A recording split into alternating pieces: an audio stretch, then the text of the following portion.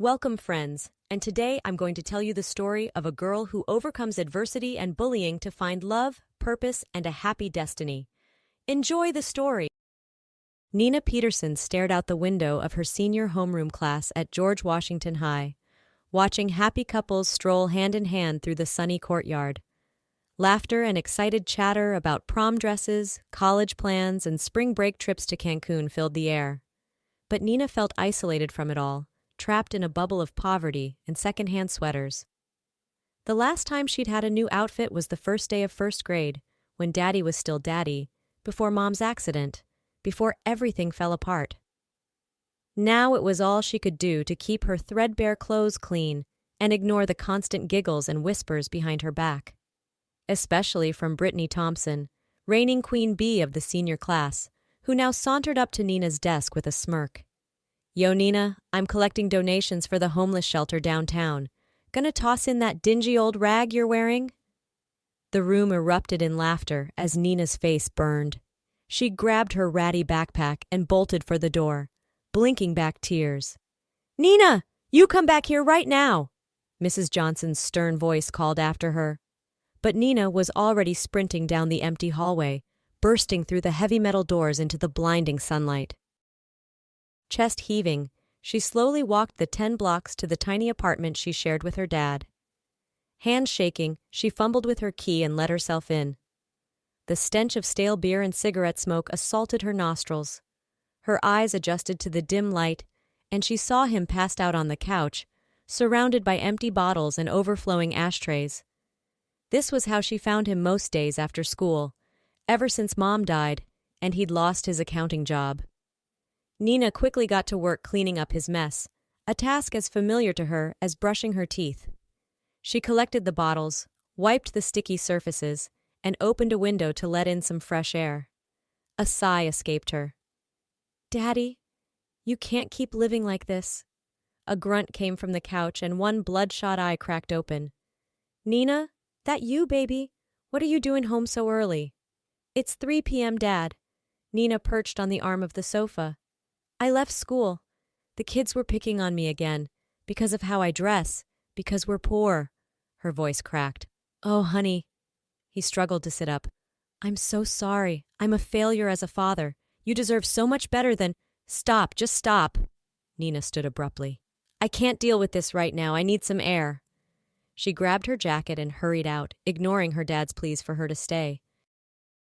Blinded by tears, she stumbled down the cracked sidewalk, finally collapsing on a graffitied bench in front of their building. Sobs racked her body as she buried her head in her hands. She didn't even notice the gentle hand on her shoulder at first. "Nina, honey, what's wrong?" a kind voice asked. Nina looked up into the concerned face of Mrs. Thompson, who worked at a health clinic nearby. The story came pouring out, the bullying, her dad's drinking, how much she missed her mom. Mrs. Thompson listened patiently, occasionally laying a comforting hand on Nina's knee. "Have you talked to your principal about the bullying?" Mrs. Thompson asked when Nina finally ran out of words. "I'm sure they could," Nina laughed bitterly. "Principal Adams? He's so far up Brittany's dad's you-know-what. He'd probably give her a medal for most creative insults." "No, I'm not going back there." Mrs. Thompson nodded slowly. "I understand. You know, we're a bit short-handed at the hospital, especially for evening shifts. If you're interested in a part-time job—" Nina's eyes widened. A job meant money. Money meant no more second-hand clothes, no more mocking, and most importantly, no more school. She'd be 18 next week anyway. "That would be amazing, Mrs. Thompson." Mrs. Thompson smiled. "Come by tomorrow, and we'll get you set up. But Nina, promise me you'll at least consider staying in school. You're such a bright girl. I'd hate to see you throw away your future." Nina looked away. "I'll think about it," she said, knowing she wouldn't. The part-time night shift quickly turned into full-time. Nina threw herself into her work, grateful for the distraction from thoughts of school and her dad, and the $8 an hour. But her resolve faltered when she saw the shiny posters showing up all over town advertising a night to remember. Prom. Despite everything, a small part of her still yearned to go, to wear a gorgeous gown and slow dance under twinkling lights.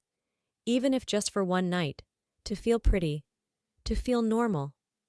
When she tentatively brought up the idea to Mrs. Thompson, her kindly boss immediately offered to tailor Nina's hours that week so she could attend. Buoyed by her support, Nina decided to take the plunge. She signed up, ignoring the snickers from Brittany and her crew. She saved every cent of her paychecks, comparing thrift store options online, determined to find something acceptable. She knew she'd never outshine Brittany, but she could at least avoid being openly mocked. It was her own form of armor. One night, a week before the prom, Nina was mopping the hospital's pediatric ward floors when a wail caught her attention.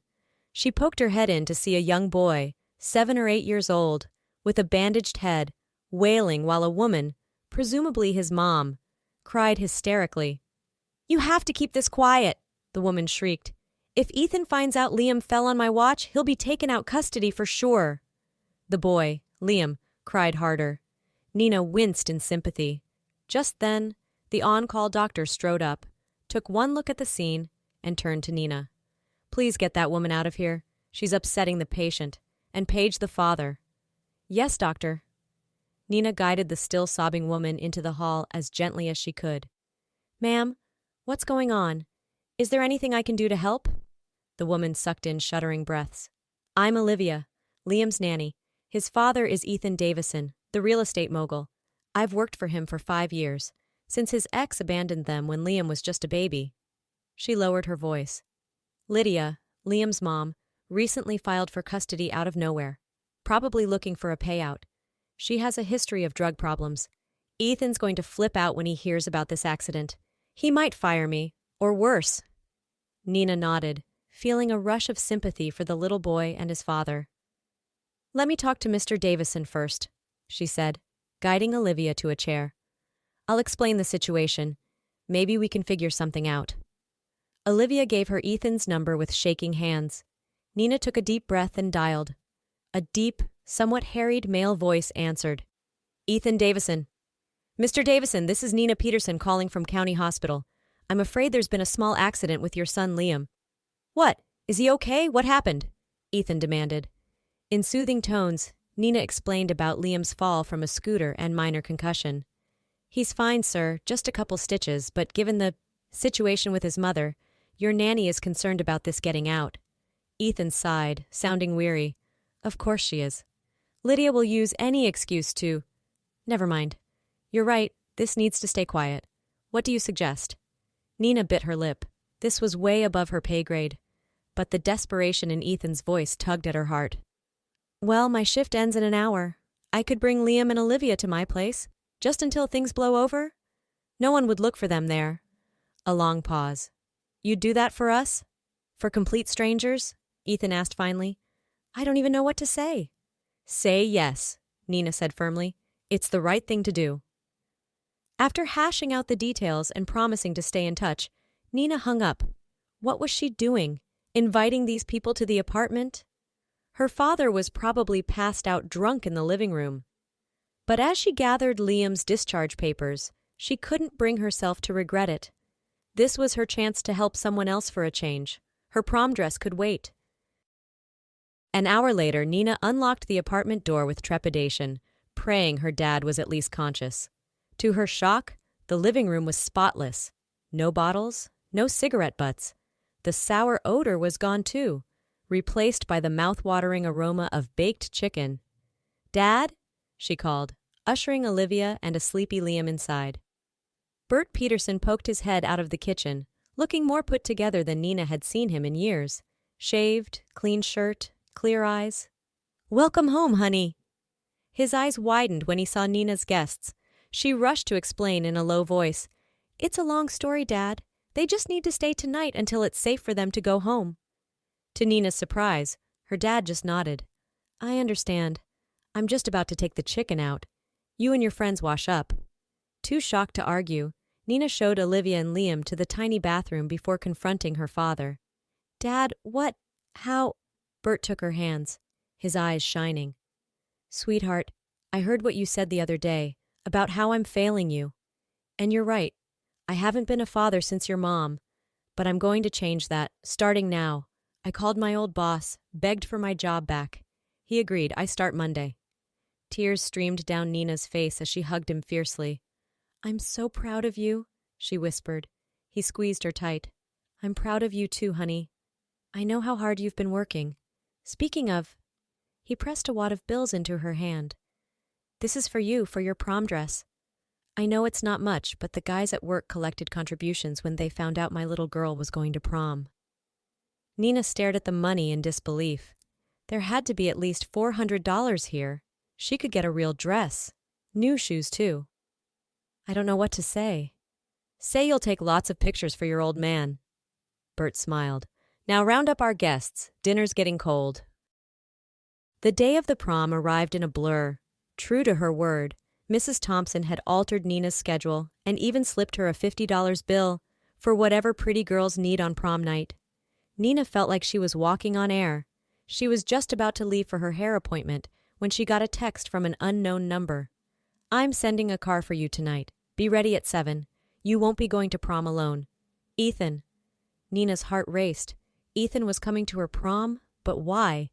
They'd texted a bit since that night last week, but she didn't think... She shook her head. "Focus, Nina." At 6:45, Nina stood nervously in the living room, hardly recognizing her reflection. Her golden hair fell in soft waves around her shoulders. Her deep blue gown hugged her curves in all the right places. She looked beautiful. Even her dad teared up when he saw her. At 7 on the dot, a gleaming black town car pulled up. The driver opened the door and out stepped Ethan in a perfectly tailored tux, followed by Liam in his own miniature version. Nina's heart stuttered. Ethan's eyes widened when he saw her. "Wow, you look... wow." Nina blushed. "What are you doing here?" Ethan smiled. "Making sure one of the most selfless people I've ever met gets the prom night she deserves." Liam ran up for a hug. "Miss Nina, you're like a princess. Don't worry, me and Daddy will make sure no one is mean to you tonight." Her eyes stung, and she quickly blinked back tears. "Then we better get going." The mood was electric when they arrived at the decorated gym, music pounding. Ethan slipped an arm around Nina's waist, leading her through the crowd of whispering, staring students, while Liam proudly held her other hand. "Who does she think she is?" Brittany's voice cut through the noise. Nina turned to see her rival gaping open-mouthed, some jock's arm slung around her shoulders. But before Brittany could say more, Mrs. Johnson appeared.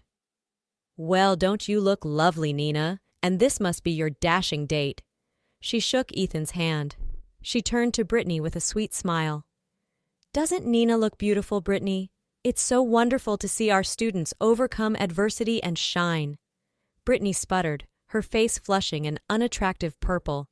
With an angry huff, she tore off her prom queen sash, threw it to the ground, and stormed out of the gym. Mrs. Johnson winked at Nina. "You just focus on having a wonderful time, honey. You've earned it." With that, she melted back into the crowd of students, all of whom were now clamoring to meet Nina's mystery man.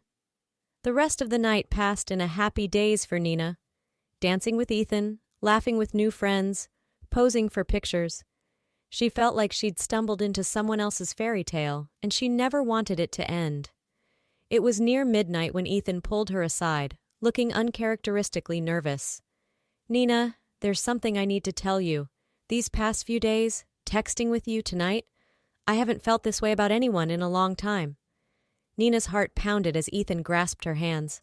"I know our lives are very different, but I'd like to see where this could go if you're willing. Liam adores you and I'm falling for you." He took a shaky breath. "Am I crazy?" Nina touched his cheek, a smile blooming on her face. "If you're crazy, then I'm crazy too, because I'm falling for you too, Ethan. Let's figure it out together." He kissed her then. A kiss filled with promise and possibility, the perfect end to a perfect night. Nina knew, as they swayed to the final song, her future was just beginning. And as long as she had Ethan and Liam by her side, as long as her dad stayed sober, anything was possible. The applause was deafening as Nina stepped off the podium, her valedictory speech complete. In the audience, her dad wiped away a proud tear, while 10-year-old Liam cheered, "Go, Mom!" Ethan wrapped his new bride in his arms and whispered, "I love you, my brilliant wife." Just 3 years removed from the prom night that changed her life, Nina had accomplished more than she'd ever dreamed. She'd graduated top of her class and now ran a nonprofit helping underprivileged kids access education and job opportunities. She and Ethan were that couple, the ones who radiated love and joy, a united force that adapted against any challenges thrown their way. Through their commitment to helping others and to each other, they'd found their happily ever after. Nowadays, Nina only thought of her difficult past when choosing her wedding gown. Standing in the bridal salon, she was surprised to find Brittany as her consultant. Her former nemesis looked her up and down before frowning. "Let me guess, you're looking for something cheap and off the rack? The thrift store is down the street." Nina smiled serenely. "On second thought, I think we'll take our business elsewhere. I prefer to work with people who don't bully teenage girls for being less privileged." She took Ethan's hand and walked out, her head held high. They found her dream gown at the next boutique. As Nina twirled in the beautiful white creation, she reflected on how far she'd come, how different her life was now. She caught Ethan's adoring gaze in the mirror and smiled. This was her happily ever after, and she wouldn't change one moment of her journey in getting here.